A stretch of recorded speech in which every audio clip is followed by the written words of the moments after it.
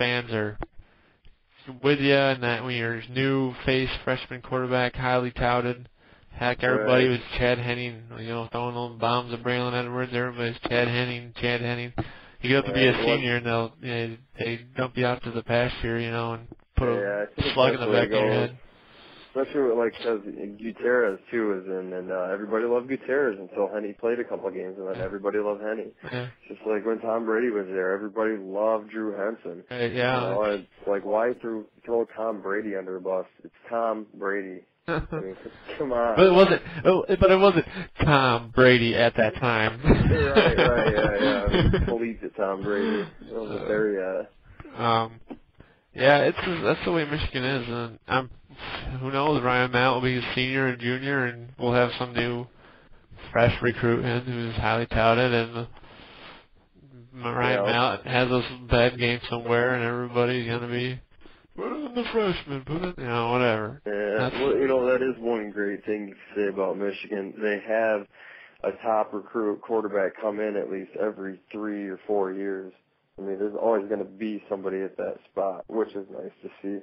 It just sucks that, the fans kind of want to rush everything along as soon as that kid comes in. Oh, put him in there. I mean, it's kind of a longer process than that. Right. That and, maybe Ryan Mallett will survive that. Chad Henning hasn't survived the hatred, or not, I mean, he's not hated by the fans, but he gets a lot of crap. And maybe Ryan will survive that. Maybe he'll outplay Chad. Maybe he'll become a better quarterback. His personality definitely is more addicting than Chad Henning's. Maybe people will warm up to him so much that it won't matter how he plays. They'll still be behind him. I don't know. Yeah, definitely. And even Henny said that he's going to be the best Michigan quarterback ever. So yeah. So I mean, a lot of people have a lot of faith in him, even Henny. So I don't know. Chad's about to break some records, so Yeah. There's no controversy in the team, but some people. No, not at all. They know who their guy is. I think that's kind of what Mario's problem was. The past 2 games, I think he was kind of frustrated that Henny wasn't back there. When you're a receiver, you get used to your guy throwing you the ball, and for the past 3 years, he's had Chad Henny throwing the ball, and kind of gets a little frustrating when you got some young punk back there throwing it to you instead that doesn't know how you like it. Yeah, it's coming along though. So I don't know if there's people are saying that Chad might not make the Northwestern game now. So I don't know. I don't know. Right now, Ryan's listed as a starter this week. So I think he's just gonna give up and start coaching. Yeah, he did look like a coach out there, and I was glad to see him on the sideline. Did he not? I tell you what, man. I at first I thought he was part of the coaching staff until they said that he was sitting over there. At least he wasn't in the booth this week. He was actually down on the field. I was happy. Yeah, I was happy to see that. Giving Ryan some pointers and stuff, which he really does need. Right, and he was really every time he came off the field, he was with Mallett. So it's good to see because you don't see that Henning and his leadership skills. You just don't see it. Maybe they're there because he's such a quiet guy. The team knows it, but we don't. So it's good to see when he is leading somebody. But who needs a leader when you got somebody like Mike Hart? Then again, because That's true. That's true. I mean, that last touchdown was amazing. So. Yeah, I couldn't believe. I didn't even think he got that ball across the. No, I didn't either. But you could see when he got up, he told the kicker to hurry it up. Like, let's go, get that, hike the ball, let's go. And he doesn't want the replay. Maybe he did, maybe he did. But either way, if they had to go again, I'm sure he would have got it. He doesn't let down. So I don't know. Hopefully he gets some Heisman talk. I think he deserves it. Yeah, he definitely deserves it. He's a damn workhorse, man. I mean, give all the credit to Krause and Jake Long. I mean, they're doing a hell of a job. But still, there's so many times that you see Mike running, and he knows where linebackers are. Like Dan Connor, like hell of a linebacker for Penn State. It's just he kind of knew how the pursuit of the linebackers would be coming, and he kind of step back and let the linebackers keep going through, and then he'd keep trucking. And it was really fun to watch him run. He did some great pass blocking too. He stood Connor up in the pocket a few times. Yeah, that was really cool. That was fun to see a little guy like that blowing up a big Division I linebacker right at the line of scrimmage. An all Big Ten linebacker, probably. Yeah. No, Yeah, they say he's going to be as good as Poznowski. no Indiana Hoosier linebacker punk. This is so. Yeah.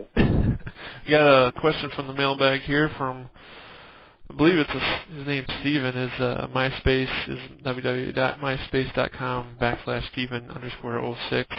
I was wondering who was our opinion the best Michigan football team, or if they had to play each other, or maybe even who was the greatest Michigan player. And he said Desmond Howard was his opinion of the best Michigan player ever. So Ryan, who's your best team? The best team, man. You know, it's really hard for me to say.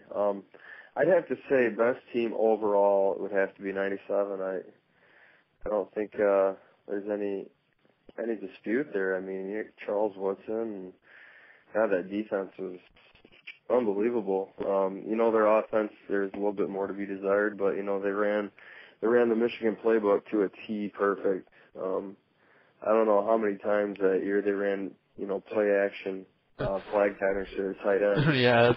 Jeremy Tooman. I mean, that was like every game. If they didn't score a touchdown off that play at least once a game, you know, you'd be amazed.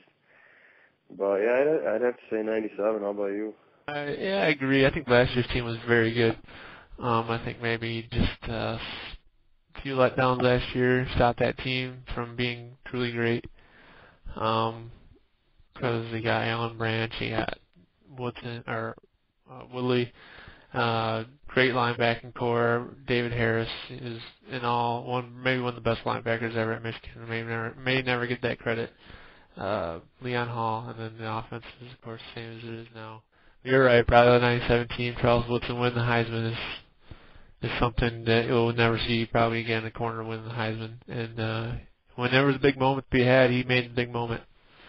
Right, and they had Anthony Thomas. I think he was just a frosh, but yeah, he made some big plays that year. They had Chris Howard as a running back. He wasn't that great, but he's a great possession back. He wouldn't ever fumble, and he'd get you first downs when you needed it. So they were a good team.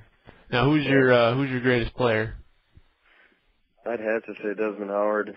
Yeah, I'm not much on the Desmond Howard bandwagon. Ooh. He was good. Don't get me wrong. He was great. He won the Heisman. He did all those great things. I don't know. I'm a Braylon Edwards fan, so. I tell you what, Desmond could have probably single-handedly won the Heisman, even if he never played receiver.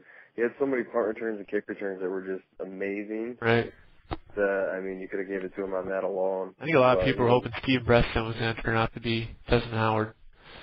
I was too, man. That never really materialized, but Steve Preston was a good player, but not Desmond Howard, obviously. But yeah, I don't know. I'm a Braylon Edwards guy. After that Michigan State 04 game, man, I've never seen a wide receiver just take a game over like that. And he didn't win the Heisman or anything, but I mean, he's my guy, and I have his jersey and all that stuff. I'd have to debate Desmond with Charles Woodson just because. Charles Woodson's there too. Yeah, you're right. What Woodson did, being a defensive back and winning a Heisman Trophy, that's pretty amazing in my book. Right. Here, I'll give you a short list here.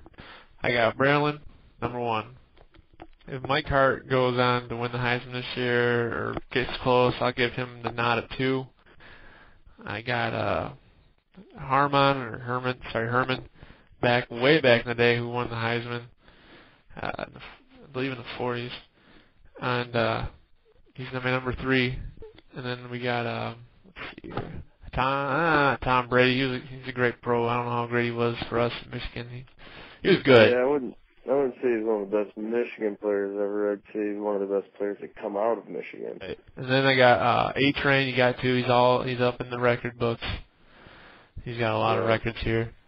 Yeah, I liked him a lot when he was playing. Right. And then 5, only reason I play him at 5 is because and maybe he probably should be higher. I'd probably get a lot of crap for this. Anthony Carter. I didn't get a chance to watch him out. Not old enough to know Anthony Carter.